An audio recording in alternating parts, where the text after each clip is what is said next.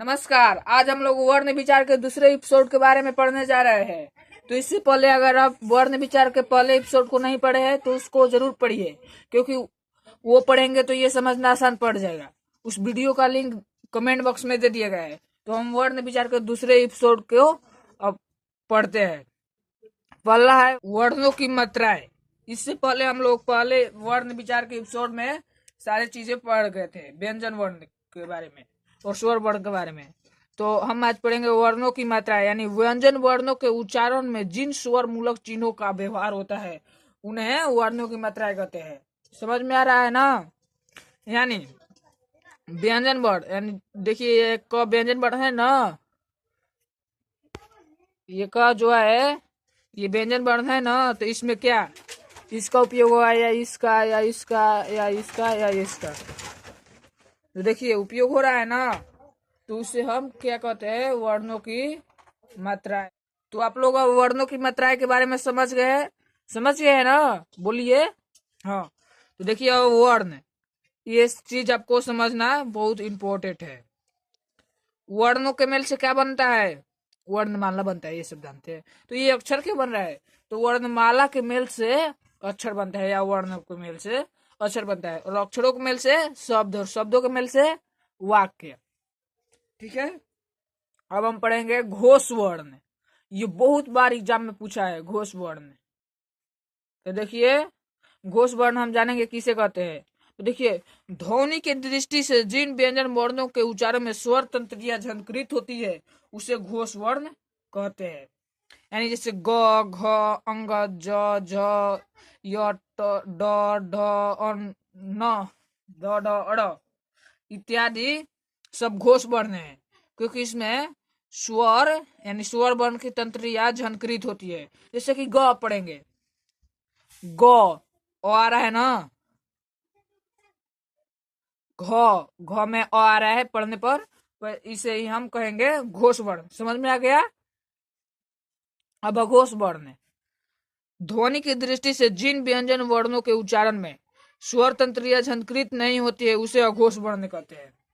यानी जब हम किसी को पढ़ेंगे क में नहीं आ रहा है, ख, च, छ, ट, ठ, त, थ, प, फ, तलाबी से, मूर्धनी से, दंती से, ये सब क्या है? अघोष वर्ण। क्योंकि ये सब व्यंजन वर्ण है ना, तो इसमें स्वर तंत्रियां झंकृत नहीं होती है, यानी स्वर इसको उच्चारण यानी पढ़ने में स्वर को नहीं आता है, स्वर नहीं आता है, इसलिए ये अघोष है। अब देखें मैं महत्वपूर्ण संयुक्ता अक्षर। अब जानेंगे संयुक्ता अक्षर किसे कहते हैं। ठीक है। तो देखिए संयुक्ता अक्षर हम जानेंगे। तो संयुक्ता अक्षर में दो या दो से अधिक व्यंजनों के मेल से होता है और दोनों के बीच स्वर नहीं होता है, ये चार होते हैं। देखिए संयुक्ता अक्षर किसे कहते हैं? दो या दो से अधिक व्यंजन वर्णों के मेल से जो बनता है उसे हम संयुक्ता अक्षर कहते हैं। उसमें स्वर नहीं होता है। क्या नहीं होता है? स्वर वर्ण नहीं होता है। जैसे कि ये स्र है, स्र में क है, स है, तो ये दोनों क्या है? व्यंजन वर्ण है, तो स्र बन गया ना। तो इसमें स्वर कहाँ से आया? जैसे कि स हो गया, र हो गया, त्र नहीं छ बनेगा क स से, और स्र बनेगा स र से। ठीक है, सॉरी। ठीक है। अब त्र किससे बनेगा? त र, तो दोनों क्या है? व्यंजन वर्ण है, इसमें स्वर नहीं आता है। तो इनका संख्या कितना है? चार। 1 2 3 4, इसे हम संयुक्त अक्षर कहेंगे ना। ठीक है। अब हम क्या पढ़ते हैं? उच्चारण स्थान के बारे में। क्या पढ़ेंगे? उच्चारण स्थान के बारे में। देखिए स्थान है, कहां से निकलेगा? वर्ण है, नाम है।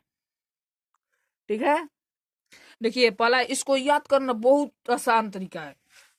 क, ख, ग, घ ये सब आ जाएगा कंठ में, तो इसको क्या कहेंगे? कंठ्य वर्ण।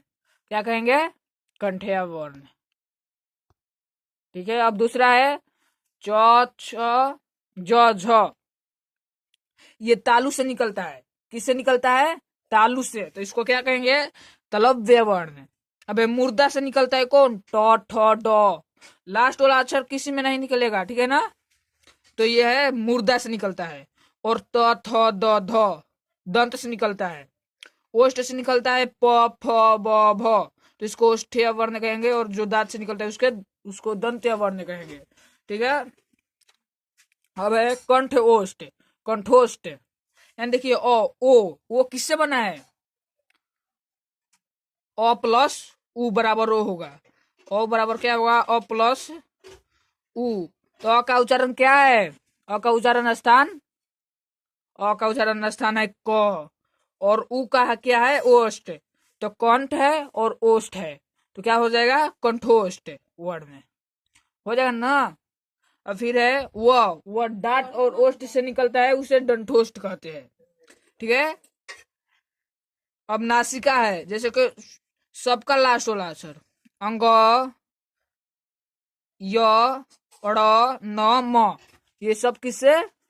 तो नासिका से निकलता है, इसे नासिक के वर्ण कहते हैं। और देखिए अ भी कंठ से निकलता है, तालु से ई, हर्ष ई, दीर्घई। ठीक है।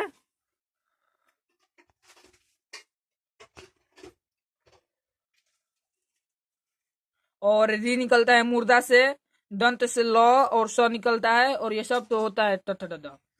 अब उ हर्षऊ दीर्घऊ दोनों निकलता है ओष्ठ से। ए आए कंठ तालु, ओ कंठोष्ठ, व दंतोष्ठ। ये सभी का अक्षर का लास्ट वाला नासिका से। ठीक है। अब मैं आशा करता हूँ कि आप लोग समझ गए होंगे। तो अब हम मिलते हैं अगले वीडियो में, तब तक के लिए धन्यवाद।